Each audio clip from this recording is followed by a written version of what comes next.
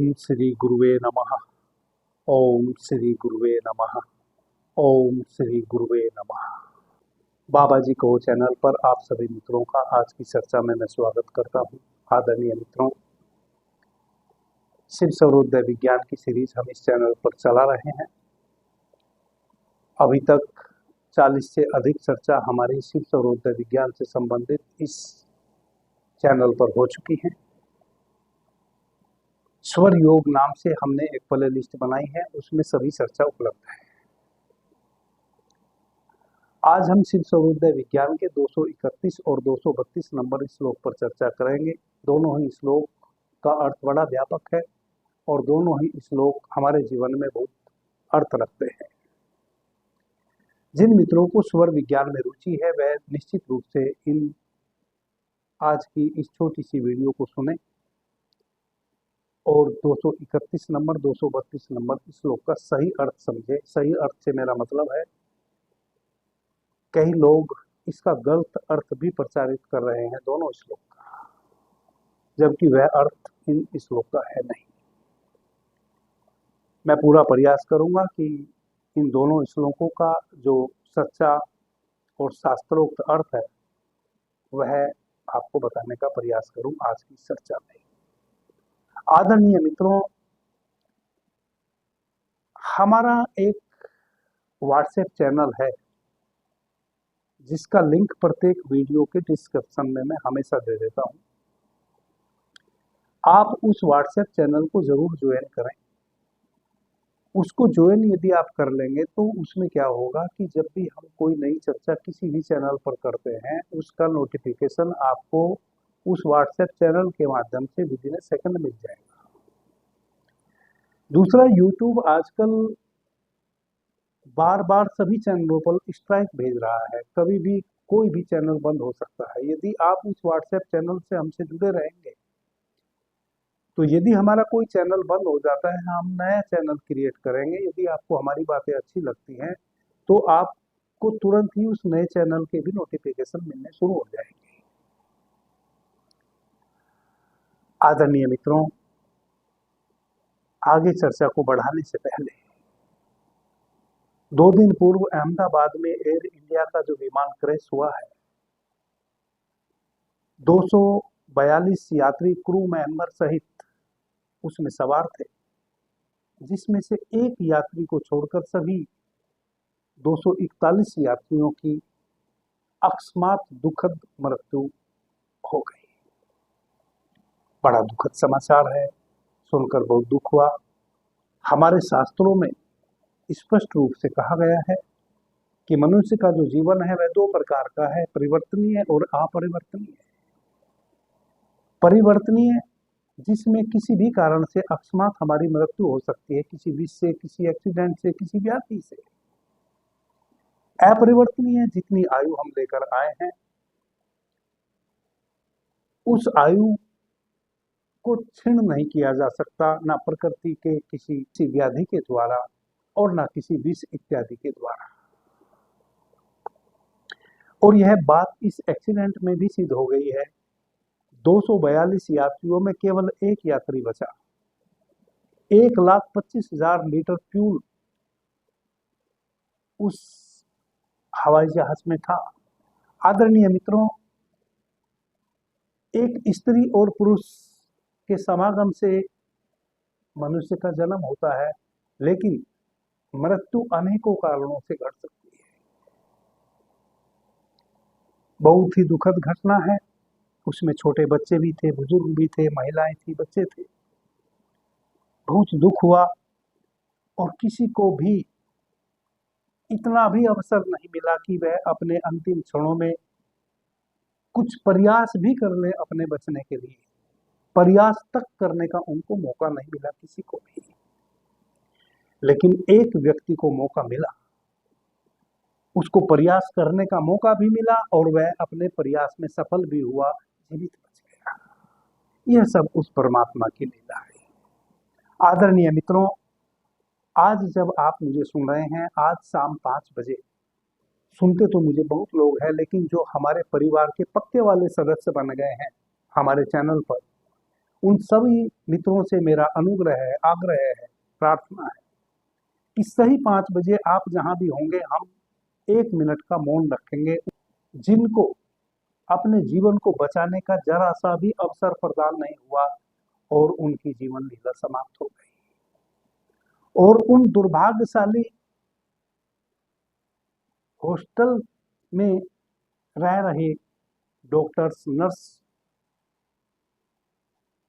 जिनको पता भी नहीं था, जो लंच कर रहे थे और वह एयरक्राफ्ट आया और अचानक जिस भवन में वह सब लंच कर रहे थे उस भवन में घुस गया। वह तो बेचारे यात्रा भी नहीं कर रहे थे। उनमें भी बहुत सारे जो आने वाले भविष्य के बड़े डॉक्टर बनने थे, वह भी अकाल मृत्यु को उपलब्ध हो गए। उन सभी के लिए हम 1 मिनट का मौन रखेंगे आज शाम 5 बजे। आप जहां भी हैं और मैं जहां भी होऊंगा, किसी को किसी से संपर्क करने की आवश्यकता नहीं है। जिसने भी मुझे सुना है, जिन मित्रों ने भी मुझे सुना है और वह हमारे परिवार के पक्के वाले सदस्य हैं, तो बस जहां भी होंगे सही 5 बजे सावधान मुद्रा में खड़े हो जाएंगे। 2 3 4 हम लंबी गहरी श्वास लेंगे और छोड़ेंगे। जिस गति से श्वास लेंगे उसी गति से श्वास को बाहर छोड़ेंगे। 5वीं जो श्वास हम बाहर छोड़ेंगे उसको बाहर ही रोक देंगे। उसको कहते हैं बहिर्कुंभक करना। खाली स्वर में हमने मौन धारण करना है।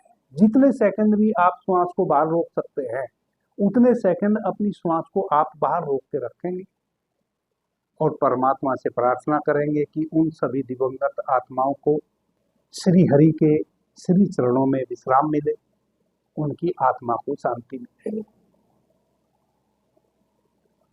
और बहुत जल्दी उनको नया जीवन मिले। उनकी आत्मा कहीं भटके नहीं, बहुत जल्दी वह वापस से एक नए शरीर में हमारे समीप आए। यही हमें प्रार्थना करनी है। 4 श्वास हम लंबी गहरी ले लेंगे और छोड़ेंगे। 5वीं श्वास को हम बाहर ही छोड़ देंगे और बाहर ही रोक देंगे, बहिर्कुंभक कर लेंगे। और उस बहिर्कुंभक की स्थिति में हम समस्त अस्तित्व को साक्षी मानकर इस अस्तित्व से यह प्रार्थना करेंगे कि जो दिवंगत आत्मा है उनको श्री हरि के श्री चरणों में वास मिले। इस प्रकार से आप जितने सेकंड अपनी श्वास को बाहर रोक सकते हो, यह एक छोटा सा आप उन दिवंगत आत्माओं के लिए प्रार्थना करेंगे, उनकी आत्मा की शांति के लिए, उनको वापस से नवजीवन मिले, नया शरीर मिले उसके लिए, और उनकी आत्मा कहीं भटके नहीं उसके लिए।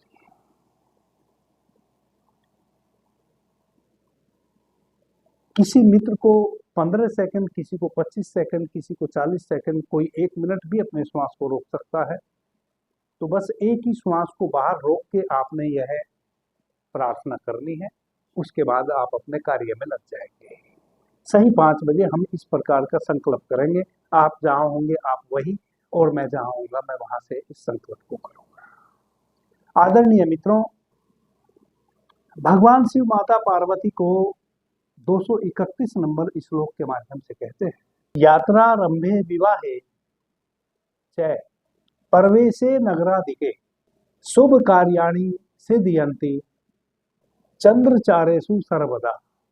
आदरणीय मित्रों, इस श्लोक के माध्यम से भगवान शिव माता पार्वती को कह रहे हैं कि जब भी कभी हम यात्रा शुरू करें, हमारे सनातन में रिवाज है मंगलसूत्र पहनाने का।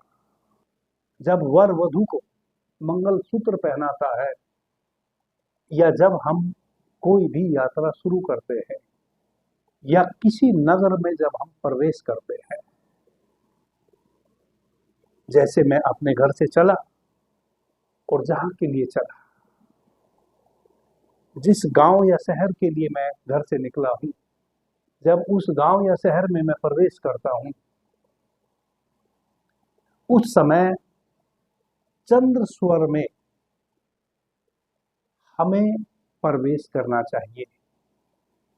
यदि यात्रा शुरू करने से पहले आपका चंद्र स्वर चल पड़े और उसमें आप यात्रा शुरू करें तो भगवान शिव 231 नंबर श्लोक में कहते हैं कि यह अति से शुभ है। और यहां भी इस बात का निश्चित रूप से हमेशा ध्यान रखें, चंद्र स्वर में तो यात्रा शुरू करें, लेकिन हमेशा भरे स्वर में यात्रा शुरू करें। भरे स्वर से मतलब है कि जब आप पहला पग यात्रा के लिए घर से बाहर रखें, अपनी दहलीज से बाहर रखें, अपने दरवाजे से बाहर रखें, तो श्वास को भीतर भरते हुए तब पग को बाहर रखें। यह हुआ भरा स्वर।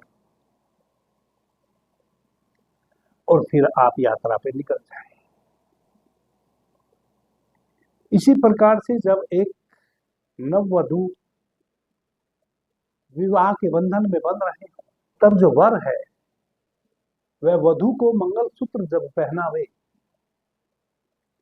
तो चंद्र स्वर सक्रिय हो उस अवस्था में पहनावे और भरे स्वर में पहनावे। श्वास को भीतर भरे तब पहनावे। यह बहुत शुभ है। इसी प्रकार से जब आप यात्रा को करते हुए जहां के लिए यात्रा में निकले हैं, गांव या शहर के लिए, उस गांव या शहर की सीमा में जब आप प्रवेश करें तो चंद्र स्वर में भरे स्वर में प्रवेश करें। अब यहाँ कंफ्यूजन हो सकता है, जैसे किसी भी शहर की जो सीमा है वह बहुत पहले से ही शुरू हो जाती है। यहाँ शहर या गांव की सीमा में प्रवेश करने का मतलब है जिस वाहन से आप यात्रा कर रहे हैं, जब आप उस स्थान पे जहां आपने जाना है उतरेंगे उस वाहन से, वह हुआ आपका उस नगर में प्रवेश। यूं तो जैसे कोई डिस्ट्रिक्ट, कोई जिला है, तो उस जिले की सीमा शहर से 20, 30, 50 किलोमीटर दूर से कभी कभी शुरू हो जाती है। वह जिले की सीमा शुरू हो जाती है। तो उस शहर में जब आप प्रवेश करते हैं तो 10 किलोमीटर पहले उस शहर से जुड़े हुए बस्तियां आने लगती हैं। नहीं, शहर में प्रवेश का मतलब है कि जिस वाहन से आप उस शहर में गए हैं, जब आप उस वाहन से नीचे उतरेंगे, यह हुआ शहर में प्रवेश करना। यही छोटी छोटी चीजें हैं जो मित्र नहीं समझ पाते हैं और समझाने वाले भी उल्टा पुल्टा समझा देते हैं। फिर उसका हमें लाभ नहीं मिलता उस अनुरूप, और उससे हमारा इस महान विद्या पर से विश्वास खत्म होने लगता है कि इससे कुछ नहीं होना। आदरणीय मित्रों, जानकारी होना और सही जानकारी होना दोनों दो बातें हैं। तो जब हम वाहन से नीचे उतरेंगे उस शहर या गांव में जाके, वह हुआ प्रवेश करना। उस समय हम भरे स्वर में नीचे उतरेंगे और चंद्र स्वर हमारा चल रहा हो। यदि चंद्र स्वर नहीं चल रहा है तो स्वर बदलने की विधि से आप पहले से ही, जब आपको लगे कि अब 5-7 मिनट में मैं शहर में प्रवेश कर जाऊंगा, पहले से ही आप अपने चंद्र स्वर को सक्रिय करने के अभ्यास में लग जाए, ताकि वहां पहुंचते पहुंचते आपका चंद्र स्वर सक्रिय हो जाए और फिर श्वास को भीतर भरते हुए आप उस नगर में प्रवेश कर जाए। जब आप उस नगर से वापस अपने निवास स्थान की ओर यात्रा करें, तब आप फिर से जिस वाहन में सवार होने वाले हैं, भरे स्वर में उस वाहन में सवार हो, चाहे कोई सा भी आपका स्वर बह रहा हो, उस समय जब आप वापसी आवे अपने घर की ओर, अपने निवास की ओर वापस यात्रा करें, तब आपका सूर्य स्वर बह रहा हो या चंद्र स्वर बह रहा हो, जौन सा भी आपका स्वर बह रहा हो, आप भरे स्वर में उसी तरफ से उसी पैर को आगे बढ़ाते हुए उस वाहन में सवार हो जाए जो आपका स्वर चल रहा है। और जब आप उस वाहन से अपने निवास स्थान, जब आप उस वाहन से वापस अपने शहर या गांव जहां से आपने यात्रा शुरू की थी पहुंच जाएं, तब उस वाहन से नीचे जब आप उतरे तो आप खाली स्वर में हमेशा नीचे उतरे। खाली स्वर से मतलब है श्वास को बाहर छोड़ने और बाहर ही रोक दें, बहिर्कुंभक करें और उस वाहन से नीचे उतर जाएं।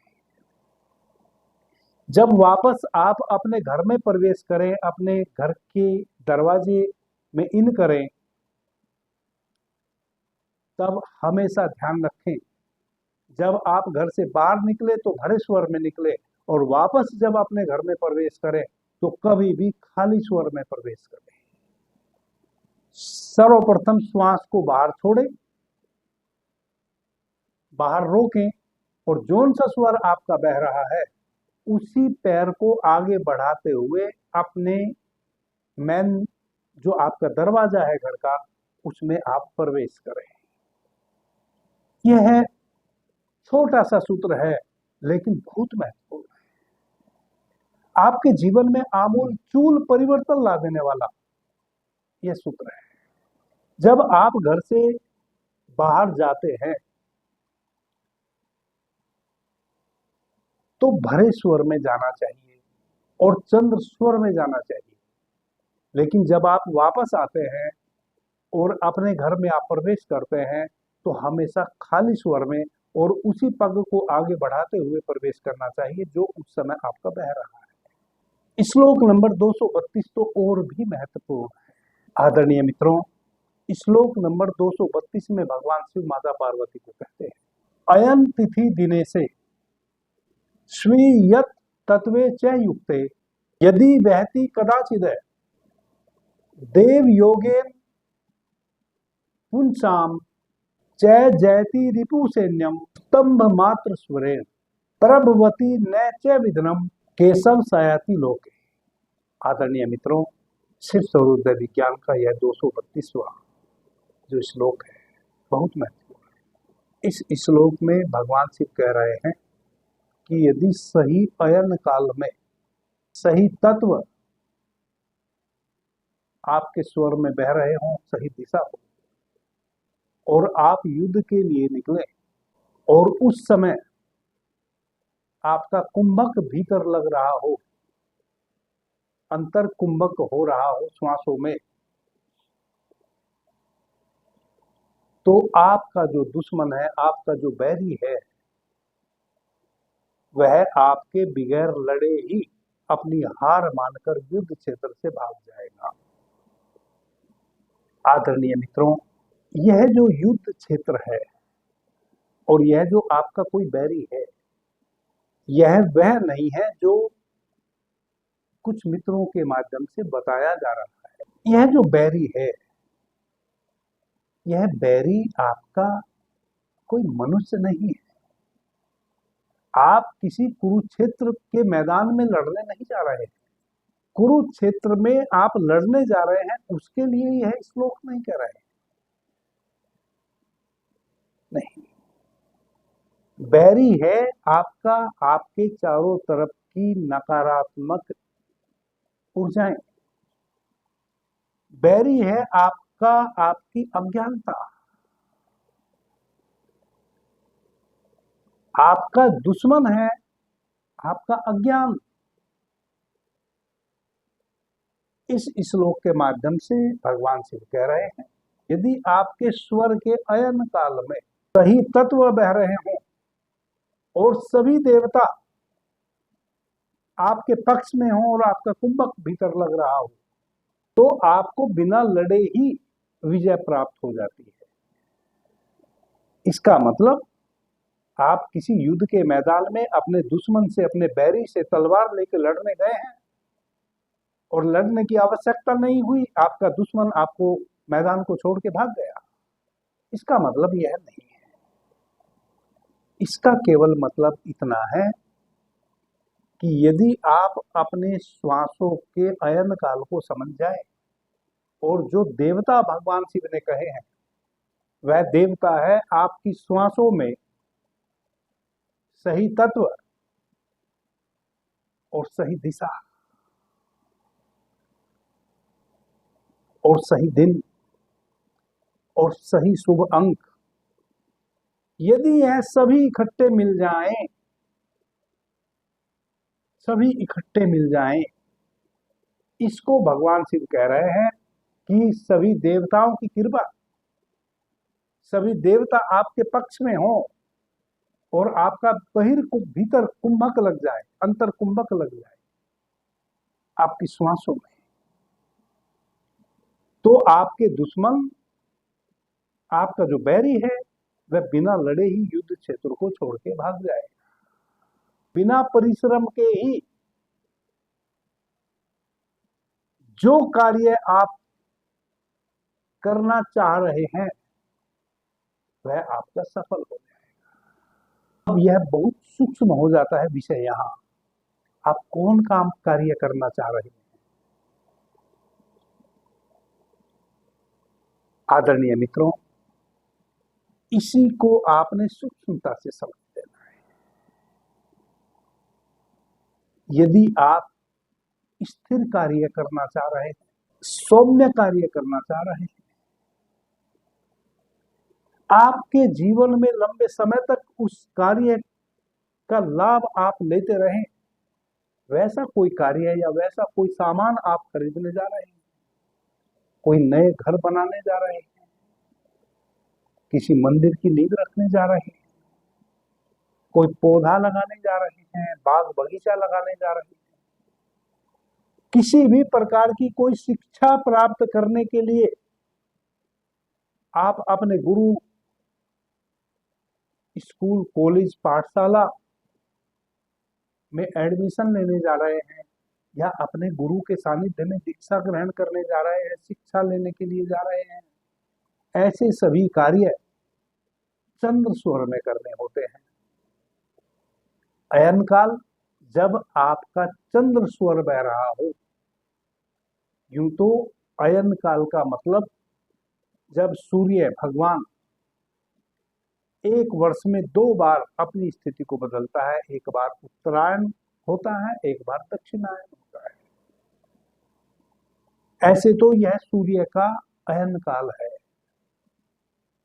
लेकिन इस श्लोक का अर्थ यह है कि जब आपकी श्वासें सही स्वर में बह रही हो, सही स्वर का मतलब है कि जो कार्य अभी मैंने बताए, यह कार्य आपने करने की सोची है, ऐसे कार्य आप करने की ठाने हैं, आप शुरू करना चाहते हैं वैसे कार्य, और उस समय चूंकि ऐसे सभी कार्य चंद्र स्वर में करने के होते हैं, आपकी नासिका में चंद्र स्वर का अयन काल चल रहा हो, चंद्र स्वर बह रहा हो, और उसमें पृथ्वी तत्व या जल तत्व बह रहा हो, जैसा कि भगवान शिव इसी श्लोक में कह रहे हैं कि सभी देवता आपके अनुकूल हो। यहां देवता से मतलब है सभी तत्व, जो कार्य अभी मैंने बताए वह कार्य यदि आपने करने हैं तो चंद्र स्वर में अयन काल, चंद्र का अयन आपकी नासिका में हो रहा हो, ईड़ा नाड़ी आपकी बह रही हो, और चूंकि ऐसे सभी कार्य पृथ्वी तत्व या जल तत्व में करने होते हैं, तो पृथ्वी तत्व या जल तत्व बह रहा हो, और यह कार्य जिस तरफ आपने करने हैं वह जो दिशा है चंद्र की, वह है दक्षिण पश्चिम। तो दक्षिण और पश्चिम दिशा हो, जिस दिशा में आपने यह कार्य करने जाना है, और जो कार्य आपने करना है उसके अंक भी शुभ हो, जैसे सम अक्षर हो, 2, 4, 6, 8, 10, 12, 14, 16, 18, 20, 22, 24, 26, 28, 30, 32, 34, इस प्रकार से दो से काटे जा सकते हो। वैसे जो भी कार्य आपने, जो सामान आपने खरीदना है या जो शिक्षा आपने प्राप्त करनी है या जो भी कार्य आपने शुरू करना है, उसके अक्षर भी सम हो। जब आप उसके अक्षर को गिने, जैसे आपने अमरूद खरीदना है, 6 अक्षरीय शब्द हो गया। आ 1 अक्षर, मा 2 अक्षर, ऊ 3 अक्षर, रा 4 अक्षर, फिर ऊ 5 अक्षर और दा 6 अक्षर। तो यह सम अक्षर हो गए। 6 अक्षर का मतलब है 2 से काटे जा सकते हैं, तो यह हो गए सम अक्षर। यदि ये 5 होते, 3 होते, 7 होते, 9 होते, 11 होते, 13 होते, 15 होते, 17 होते, 19 होते, 21 होते, 23 होते, तो यह विषम अक्षर होते। लेकिन ये 6 अक्षर हैं। ये 4 होते तो भी सम अक्षर होते, 6 हैं तो भी सम अक्षर है, 8 होते तो भी, 10, 12, 14, 16, 18, 20, 22, 24। यदि इस प्रकार से जो कार्य आप करने जा रहे हैं या कोई सामान आप खरीदने जा रहे हैं, उसके अक्षर गिनने से सम हो। और चंद्र का जो दिन है, सोमवार, बुधवार, बृहस्पतिवार और शुक्रवार, इन चारों में से कोई सा भी दिन हो, अब आप समझे, चंद्र स्वर में रहा हो, जो कार्य आपने शुरू करना है वह कार्य चंद्र स्वर में करने का है, तो आपका चंद्र स्वर में रहा हो। और चूंकि वह स्थायी कार्य है, सौम्य कार्य है, तो पृथ्वी या जल तत्व बह रहा हो। और उस कार्य के जो अक्षर हैं वह सम है, और जो दिशा है वह दक्षिण और पश्चिम है। और जिस दिन आपने वह कार्य करना है वह सोमवार, बुधवार, बृहस्पतिवार, शुक्रवार, इन चारों में से कोई सा भी एक दिन हो। इसको कहते हैं कि सभी देवता आपके अनुकूल हों स्वर के अयन काल में। स्वर आपकी श्वासें, यानी कि चंद्र स्वर, एड़ा नाड़ी। अयन आपका एड़ा नाड़ी में श्वास बह रहा है। शुभ तत्व पृथ्वी और जल। शुभ अंक सम अक्षर। दिशा दक्षिण पश्चिम। दिन सोमवार, बुधवार, बृहस्पतिवार और गुरुवार।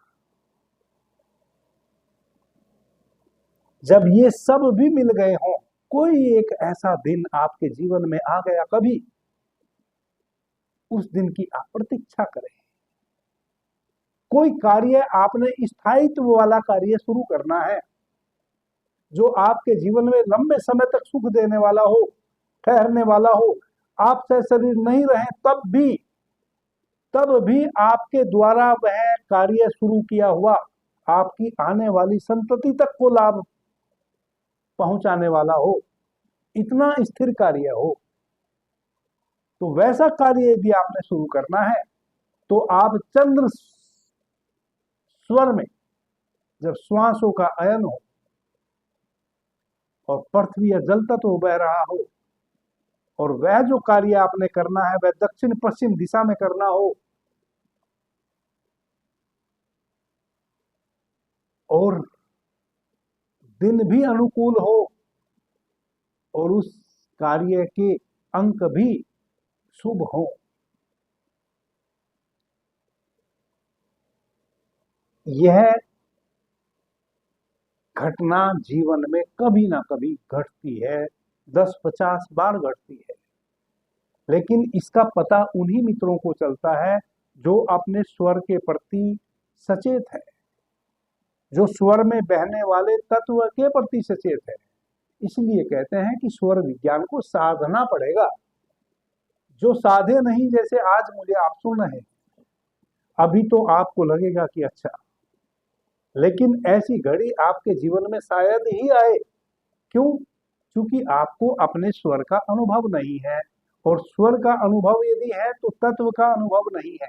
निरंतर जो व्यक्ति अपने स्वर के प्रति सचेत रहेगा 24 घंटे, उसको पता रहे कि कब मेरा कौन सा स्वर बह रहा है, फिर उसको यह भी पता रहे कि कब मेरा कौन सा तत्व बह रहा है, फिर उसको यह भी पता रहे कि मुझे कब कौन सा कार्य शुरू करना है। तब वह देखेगा, प्रतीक्षा करेगा उस दिन की जब जो कार्य उसको करना था, उस कार्य को करने वाला स्वर भी हो, तत्व भी हो, दिशा भी हो, दिन भी हो और अंत भी हो। और उस स्थिति के आते ही जब आप वह यह सारी चीजें, इसको भगवान शिव कहते हैं कि देवता आपके अनुकूल हो, जब ये सारी चीजें किसी दिन अनुकूल हो, उस दिन जब आप उस कार्य को करने जाएंगे, तो कहते हैं कि जो आपका बैरी है वह बिना युद्ध किए ही आपसे परास्त हो जाएगा और मैदान छोड़ के भाग जाएगा। इतनी अनुकूलता यदि हो और आप उस कार्य को करने के लिए निकल जाए, तो उस कार्य को करके भी कोई दूसरा ही आपको दे देगा। आपको उसमें बहुत एफर्ट करने की आवश्यकता ही नहीं पड़ेगी। यह है स्वर विज्ञान का अति से रहस्य। यह वह अवस्था है जब आपको कुछ करना भी नहीं होता, आपने तो उस कार्य को करना डिसाइड किया था, और आप इन सभी अनुकूल स्थितियों में उस कार्य के लिए सही दिशा में निकल पड़े हैं। आप देखेंगे कि सारी स्थितियां आपके अनुकूल होती चली गई, और ऑटोमेटिक जिस कार्य को आप करना चाहते थे वह हो गया।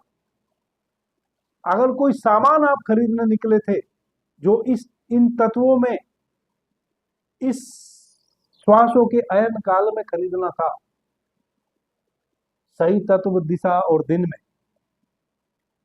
आप देखेंगे कि कोई आपकी प्रतीक्षा कर रहा होगा कि आप आएंगे और उस सामान को उससे ले जाएंगे, बिल्कुल सुविधाजनक तरीके से, बिना किसी अधिक एफर्ट के। यदि उस समय आपका अर्थ भी कम पड़ जाएगा तो कोई ना कोई आपके अर्थ की भी पूर्ति करने वाला आपको मिल जाएगा। ऐसा संयोग निश्चित रूप से कई बार हमारे जीवन में घटता है, बस हमें पता नहीं चलता, क्योंकि हमें पता ही नहीं है। अभी जब मैं आपसे बात कर रहा हूं, जितने भी मित्र मुझे सुन रहे हैं, 99.9% मित्रों के विषय में मैं पक्का कह सकता हूं कि आपके भीतर अभी कौन सा स्वर बह रहा है आपको नहीं पता है। चंद स्वर चल रहा है आपका कि सूर्य स्वर चल रहा है आपको नहीं पता है। और यदि इसका पता हो तो स्वर में कौन सा तत्व बह रहा है इसका तो बिल्कुल भी नहीं पता है। स्वर विज्ञान उन्हीं के लिए है जो इन सब चीजों का ध्यान रखे, वरना तो आप कभी मुझे कभी किसी को सुनते रहेंगे, आपको लाभ उसका कुछ भी नहीं मिलेगा, और आप कहेंगे कि अंगूर खट्टे हैं, क्योंकि आपके हाथ कुछ भी नहीं लगेगा। आप इस अमूल्य और अद्भुत विज्ञान से कोई भी लाभ नहीं ले पाएंगे, जबकि एकमात्र इस जगत में भगवान शिव के द्वारा बताया हुआ यह शास्त्र है, शिव सर्वोदय शास्त्र। स्वयं भगवान शिव ने इतने सारे शास्त्रों को रचा है, इतनी सारी विद्याएं भगवान शिव ने बताई है, इसलिए भगवान शिव को आदि गुरु कहते हैं। जितनी भी तंत्र की विद्या है वह सभी भगवान शिव के द्वारा ही बताई गई हुई है। जब विज्ञान भैरव तंत्र में भगवान भैरव माता भैरवी को तंत्र की 112 विधि कहते हैं, तो वह भगवान शिव ही का रूप है। भगवान भैरव भी भगवान शिव ही है, और माता भैरवी भी माता पार्वती ही है। भगवान शिव ने ही इन सभी शास्त्रों को रचा है।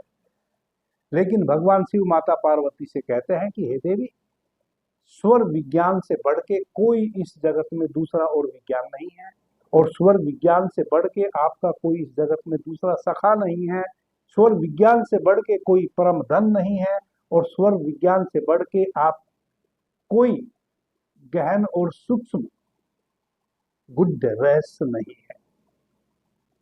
यह रहस्यों का रहस्य है। अभी जो मैंने आपसे दो सूत्रों पर चर्चा की, कितना साधारण सी बात है। आपने कुछ भी नहीं करना, श्वासें आपकी बह ही रही हैं, वह आपको कहीं से बहानी भी नहीं पड़ती।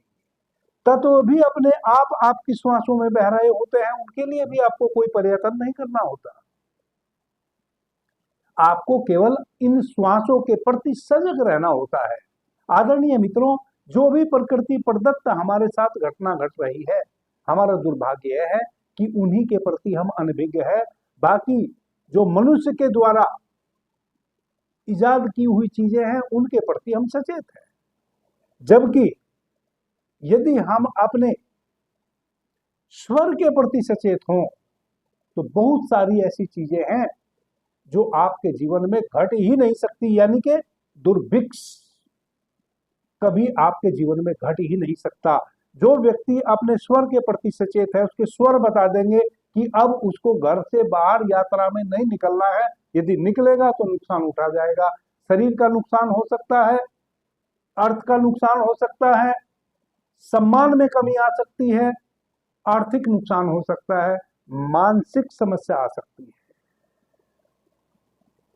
यदि आप अपने स्वर के प्रति सचेत हैं, 24 घंटे आपका स्वर बता देता है अब आपको यह कार्य करना है, अब नहीं करना है। कई बार स्थिति हमारी वैसी होती है, मेरे साथ वैसा होता है कि मुझे कहीं जाना है, टाइम पहले से फिक्स है, या किन्हीं मित्र को उन्होंने मेरे से पूछा कि गुरुजी इस विषय पे आप हमें कब तक यस या नो कर देंगे। तो मैं उनको कहता हूं कि ठीक है, मैं 10 तारीख में आपको यस या नो कह दूंगा। लेकिन जब वह 10 तारीख आती है और मैं उनकी उस बात के लिए उनको यस या नो कहने के लिए फोन उठाता हूं, तो मेरा भीतर वह तत्व मुझे कई बार रोक देते हैं। आप यस कहेंगे तो भी लाभकारी नहीं होगा, नो कहेंगे तो भी लाभकारी नहीं होगा। ऐसा तत्व कोई बह रहा है जैसे आकाश तत्व अचानक बहने लग जाएगा। अब आकाश तत्व यदि अचानक बहने लग जाए, इसका मतलब यस कहूंगा तो भी निष्फल होगा और नो कहूंगा तो भी निष्फल होगा। इसलिए कई बार मुझे शांत हो जाना पड़ता है। मेरे साथ कई बार ऐसी भी घटना घटती है और मैं तो कई बार एक्सपेरिमेंट भी करता हूं, क्योंकि जो पाना था पा लिया। अब यह शरीर मिट जाए, कुछ हो जाए, इसकी कोई खास चिंता अब नहीं है। 53 वर्ष इस शरीर की आयु हो चुकी है। जो पाना था पा लिया, परमात्मा को पाने चला था, पा लिया। अब और कुछ जीवन में पा पाऊं या ना पा पाऊं, उसका कोई मूल्य ही नहीं। जब तक यह शरीर है, इस शरीर में मैं हूं, तब तक इस शरीर को भूख लगेगी, प्यास लगेगी, वस्त्र की आवश्यकता होगी। यह मुझे सताते रहेंगे, इसके लिए फिर मुझे कुछ ना कुछ करते रहना पड़ेगा। अब जितना भी मैं और आगे जीने का प्रयास करूंगा, उतना अपने से बाहर होके जीना पड़ेगा। वस्त्र के लिए, भोजन के लिए, छप्पड़ के लिए, धूप से छांव से बचने के लिए। बाकी और कोई अब मूल्य इस जीवन में सारसत्व रहा नहीं। तो कई बार देखता हूं, फिर एक्सपेरिमेंट भी करता हूं। कहीं जाना था, एकदम तैयारी है, चप्पल जूता भी चढ़ा लिया और अब बस घर से बाहर निकलने की तैयारी है। तभी अचानक स्वर चेंज होता है, गलत तत्व बहने लगता है, जो उस समय जिस कार्य हेतु या जिस स्थान पे या जिस दिशा में मैं जा रहा हूं उसके लिए सुलभ नहीं है, शुभ नहीं है। गलत तत्व बहने लग जाता है। कई बार रुक जाता हूं और कई बार नहीं भी रुकता हूं। कई बार सोचता हूं कि अच्छा देखे तो क्या होता है। जितनी बार मैंने एक्सपेरिमेंट करने की कोशिश की, उतनी बार बहुत ही अच्छे परिणाम आए। जो मेरा मित्र मेरी प्रतीक्षा करता था वर्षों से मिलने के लिए, और जो मेरे से मिलने के लिए लालायित था, लेकिन गलत तत्व और स्वर में मैं अपने घर से उससे मिलने निकला हूं, जबकि टाइम भी पहले से फिक्स है, लेकिन वह नदारद है। मैं उसके दरवाजे पे पहुंचता हूं, वह है ही नहीं। उसको अचानक कोई बहुत महत्वपूर्ण कार्य सूझा और वह उस कार्य के लिए निकल गया, वह भूल ही गया कि गुरुजी को मैंने समय दे रखा है और गुरुजी आ रहे होंगे, या और कोई ऐसी घटना घट गई, तब पक्का हो जाता है कि हाँ, बड़ी महत्वपूर्ण घटना घट गई, एक सबक मिल गया, कम से कम दूसरों को बताने के लिए मिल गया। मुझे तो कोई दिक्कत हुई नहीं, वह मित्र नहीं मिले तो नहीं मिले, इच्छा भी उन्हीं की थी मेरे से मिलने की, मेरी तो थी भी नहीं उतनी खास, क्योंकि मैं तो लोगों को देखता हूं कि वो अपने जीवन में नाना प्रकार के दुखों से ग्रस्त है, और वह कहते हैं कि गुरुजी एक बार हमारे दरवाजे पे आओ। मैं उनको कहता हूं कि भाई अपने दरवाजे पे मुझे क्यों बुलाते हो, वहां तो तुम स्वयं ही दुखी हो, तुम्हें यदि मेरे से मिलना है तो तुम वहां आओ जहां मैं सुखी हूं, मैं जहां सुख महसूस कर रहा हूं, मैं जहां आनंदित हूं, यदि आना है मेरे पास तो आप वहां आओ जहां मैं रहता हूं। लेकिन फिर मेरे पास व्यवस्था नहीं है, फिर उनको आके मेरे पास नीचे बैठना पड़ता है, नीचे बैठना उनको, उनके पैंट की क्रीज टूट जाती है जमीन में बैठने से, लेकिन आनंदित तो मैं हूं, घर में तो तुम अपने दुखी हो, कोई अपनी पत्नी से दुखी है, कोई पत्नी पति से दुखी है, बच्चे पिता और माता से दुखी हैं, माता पिता बच्चों से दुखी हैं, नाना प्रकार के कष्ट आपके पास तो हैं, आप मुझे क्यों बुला रहे हैं, आप वहां आ जाओ जहां मैं सुखी हूं, वहां क्या पता तुम्हें भी थोड़ा सा सुख मिल जाए मेरे से।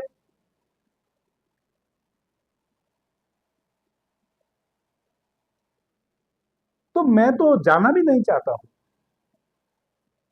तो वह मित्र नहीं मिले, मुझे तो कोई तकलीफ नहीं हुई, फिर बाद में उन्हीं को तकलीफ हुई।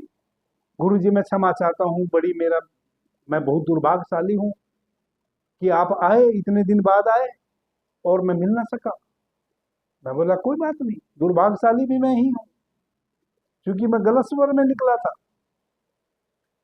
आप लोगों के लिए मैं इस प्रकार के एक्सपेरिमेंट कर लेता हूँ, क्योंकि मैं अपने श्वासों के प्रति, अपने तत्वों के प्रति निरंतर 24 घंटे अलर्ट हूँ। मुझे पता है यदि मैं आपसे बात भी कर रहा हूं किसी भी विषय पे, तो देखता हूं कई बार ऐसा मेरे साथ होता है कि मैं एक चर्चा करने के लिए एक विषय मेरे दिमाग में है बहुत दिनों से कि मैं उस विषय को आपके समक्ष लाऊं, यानी कि एक ऐसी वीडियो तैयार होवे कि आप उसे सुने और आप लाभान्वित हो। लेकिन जब भी मैं उस विषय को आपके समक्ष लाने का प्रयास करता हूं, वह बड़ा जटिल विषय है, तब ही मेरा गलत तत्व बहना शुरू हो जाता है जो उस विषय से मेल नहीं खाता है, फिर वह विषय छूट जाता है, फिर मैं उसको छोड़ देता हूं कि इसका मतलब अभी वह समय आया नहीं कि मैं उस विषय को आपके समक्ष लाऊं। ऐसा मेरे साथ होता है, आपके साथ भी होगा। जब आप अपने श्वासों के प्रति अलर्ट रहेंगे, निश्चित रूप से आपके जीवन में वैसे संयोग हजारों बार बनते हैं, वर्ष में 365 दिन होते हैं, और मैं कहता हूं कि हजारों बार ऐसे संयोग आपके समक्ष बनते हैं। जब आप जो कार्य करना चाहते हैं उस कार्य से संबंधित देवतुल्य आपका स्वर भी बह रहा हो, दिन भी सही हो, दिशा भी सही हो, और उस कार्य को करने के अंक भी सही हो, ऐसे बहुत बार आपके समक्ष भी संयोग बनते हैं, बस आपको पता नहीं चलता। आप सभी मित्रों से मेरा निवेदन है, आपको कुछ भी नहीं करना है, जब आप 5-4 दिन अपने श्वासों पे ध्यान देंगे तो बिना आपको नासिका को छुए ऑटोमेटिक पता चलने लगेगा आप कुछ भी कार्य कर रहे हो, आप चल रहे हैं, बैठे हुए हैं, लेटे हुए हैं, कोई कार्य कर रहे हैं, गाड़ी ड्राइव कर रहे हैं या हल जोत रहे हैं, जो भी आप कार्य कर रहे हैं उस कार्य को करने के समय ही बिना नासिका को छुए आपको पता चल जाएगा अब आपका कौन सा श्वास चल रहा है, यानी कि चंद्र स्वर बह रहा है या सूर्य स्वर बह रहा है। कुछ दिनों तक यदि आपने निरंतर अपने स्वरों को देखने का प्रयास किया तो आपको फिर धीरे धीरे यह भी पता चलने लगेगा कि उस स्वर में इस समय कौन सा तत्व बह रहा है। तत्वों की पहचान एक बार आप जान लें, पीछे मैंने बताई है विस्तार से, बस फिर आपको तत्वों का भी पता चलने लगेगा बिना नासिका को छुए, बिना कोई नापे जोके। आदरणीय मित्रों, आज 5 बजे हम उन सभी दिवंगत आत्माओं को श्रद्धांजलि अर्पित करेंगे जो 2 दिन पूर्व इंडियन एयरलाइंस के विमान में अकाल मृत्यु को ग्रस्त हो गए हैं एक एक्सीडेंट में। अभी के लिए इतना ही। आपने मुझे ध्यान से प्रेम से सुना, उससे मैं बहुत अनुग्रहित हूँ। सभी मित्रों को मेरा प्रणाम, धन्यवाद। हर हर महादेव।